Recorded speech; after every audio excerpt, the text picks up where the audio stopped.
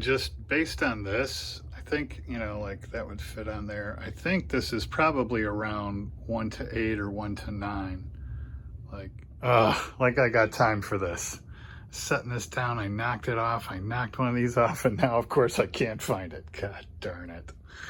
All right, I'm priming this figure, and as I work along, anywhere I see a little gap, I just take the putty and smear it in there, and then buff it out real quick just to close up those holes. So I think I've got everything closed up on this guy.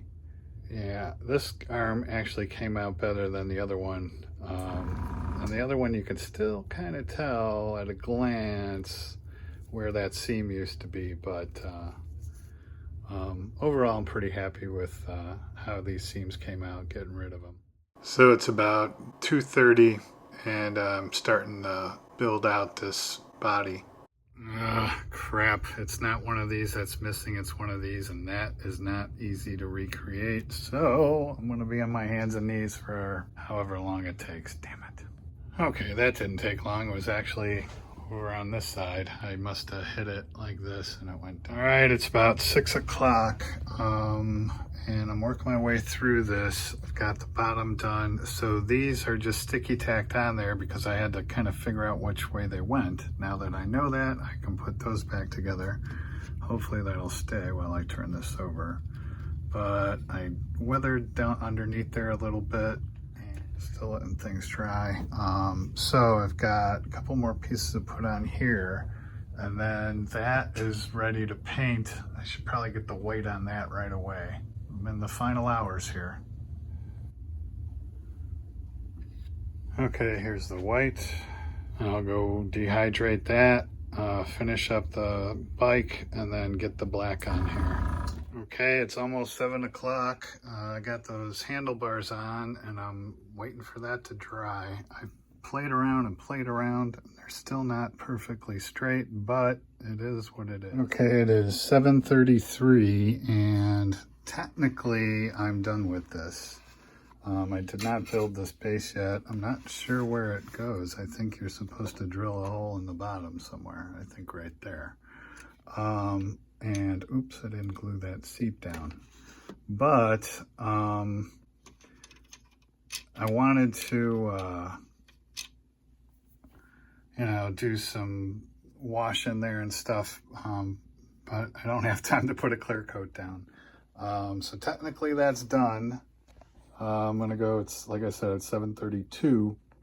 I'm gonna go check on the figure and see where I'm at with that. All right, it's 8:02, and obviously I didn't make it. I think if I would have started on time, I would have, because this is now dry, and I think my my dehydration method in the bathroom, works good. I'm so glad I discovered that, because this guy is dry now, but I just don't have time to do the, to fill in all the black, obviously. But I'm happy with the way he came out. He's looking pretty good. I think all those seams are closed up, and, it's very hard to tell where they used to be, so that makes me happy. Technically, it's called Speeder Bike, and the Speeder Bike is done, technically. But I'm not calling it done. But yeah, this came out pretty cool. I did some washes and some dry brushing. I did the gray panel line wash, and then just some Vallejo black with some water, and then some silver dry brushing. And yeah, I think it came out pretty cool. I still might do a little bit more here and there. And then I went with the sky gray on the tarp in the back and weathered that as well. I think it came out pretty good.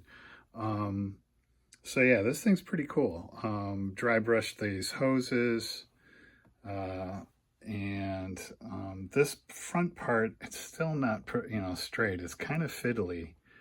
I had to play around with that quite a bit to get that to be even that straight. Let's see, so really it should be like that. It's kind of sitting at a down angle here, and then detailed in here, dry brushed in here. Yeah, these engines are kind of cool. So it's got like these flaps that open for the engines.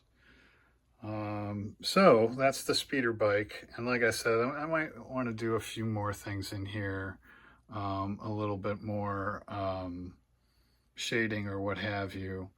But overall, it came out pretty cool. And, you know, my only complaint is every single piece had to be scraped and addressed. And had it been a nice kit like a Tamiya or something with no flash or no, you can see even in here that, the mold being off, but I couldn't get in there to get that, or didn't want to take the time to do it.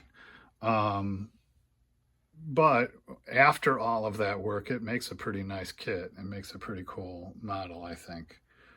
So looking forward to finishing that. I'm going to go up and post this video, and then I think I'm done for the weekend. But I'll get back to that this week, and I will post a final of the whole thing done. Oh, and I have to still do this base as well. I'm not exactly sure how that goes. I think I have to drill a hole in the bottom.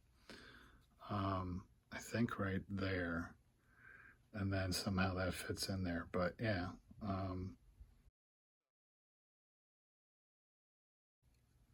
So, my first 48-hour group build had a blast, I have to say.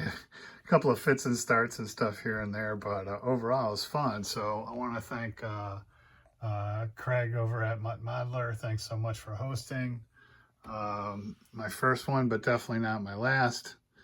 And next time I'll check out the entire model first to make sure it's actually going to be buildable. So I can start on time, and then maybe next time I'll finish on time. But, that was a lot of fun. So thanks again, Greg. And I've been having fun watching some of the videos. While I was sitting here, I had my phone propped up and I was watching some of them. So everybody's doing some awesome work. So thanks again. Hope you found that interesting. And as always, thanks for watching, and happy modeling.